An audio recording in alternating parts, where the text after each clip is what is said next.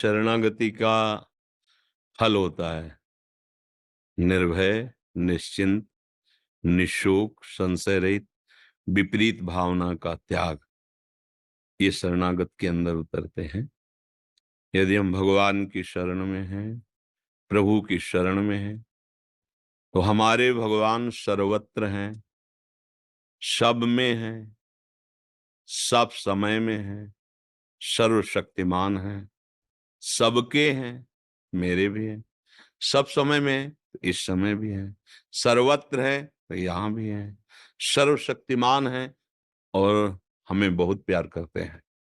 तो आप निर्भय हो जाओगे, फिर आपको भय नहीं लगेगा, क्योंकि ये लगेगा ना भगवान जो मुझे बहुत प्यार करते हैं वो सर्वशक्तिमान, वो सब कुछ ठीक कर सकते हैं, भय क्या करना, प्रभु है ना। बिल्कुल आश्चर्य में आपको निर्भयता प्राप्त होगी यदि ये बात समझ जाए भगवान हैं। यहां से आस्तिकता प्रारंभ होती है। भगवान सर्वत्र हैं, ये थोड़ा और बड़ी बात हो गई। सर्वत्र हैं तो यहां भी है ना, सबके हैं तो मेरे भी है ना, सब समय है तो इस समय भी है ना। और भगवान को कहा गया सर्वभूत हिते रताहा, समस्त जीवों को भगवान बहुत प्यार करते हैं। गोस्वामी जी ने कहा सब मम प्रिय, सब मम उपजाए। भगवान करे सब मुझे बहुत प्यारे हैं क्योंकि सब मेरे ही द्वारा प्रकट किए हैं। आप भगवान को प्यार नहीं करते इसलिए आपको ऐसा अनुभव नहीं होता। जीव ही ये बात आपकी समझ में आएगी कि अनंत माताओं जैसा प्यार भगवान मुझे कर रहे हैं और वो बहुत सामर्थ्यशाली हैं और वो मेरे पास हैं और वो मेरे हैं।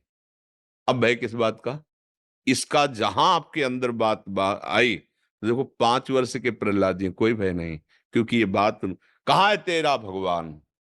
तो कहा इस तलवार में भी है, आप में भी है, जिस खंभे में बांध रखा है इसमें भी है।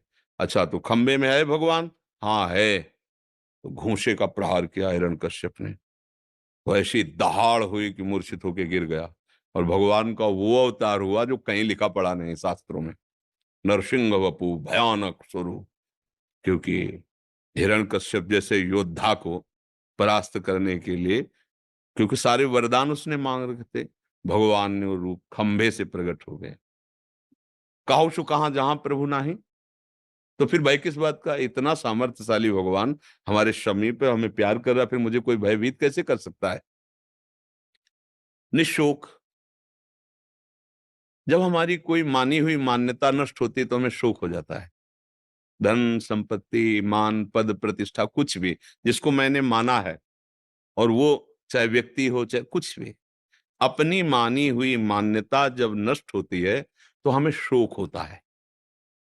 हमें ये विचार करना चाहिए कि जिसने अनंत ब्रह्मांडों को इतने में बना दिया, निमेष कहते हैं इसे, पलक झपकने को, वो बड़ा दयालु है। अगर मेरे किसी कर्म के परिणाम स्वरूप ये कुछ बिछुड़ना हुआ है, वस्तु व्यक्ति स्थान पद प्रतिष्ठा, तो मुझे निराश नहीं होना। वो कृपा करेगा तो इससे बढ़ के दे देगा ना, तो उसे शोक नहीं होता, क्योंकि वो जानता है कि मेरा स्वामी अखिल ब्रह्मांडों का स्वामी है और ये सब एक क्षण में कर दिया। भ्रकुटी विलास सृष्टि लय हुई, वो अपने भ्रकुट के संचालन मात्र से पूरी सृष्टि की रचना, उसका पालन, उसका संहार एक निमिष में, ऐसा सामर्थ्यशाली। तो भक्त को इसीलिए शोक नहीं होता। कुछ जिस समय उसको जरूरत होगी ना, मेरे लिए नई सृष्टि रच देगा, मेरा मालिक है, मेरा प्रीतम है, मेरा यार है। निश्चिंत, नहीं तो पैसा नहीं है, व्यवस्था नहीं है, शरीर बूढ़ा हो चला है, कौन सेवा करेगा, वो स्वयं करेगा आके, क्या चिंता करनी।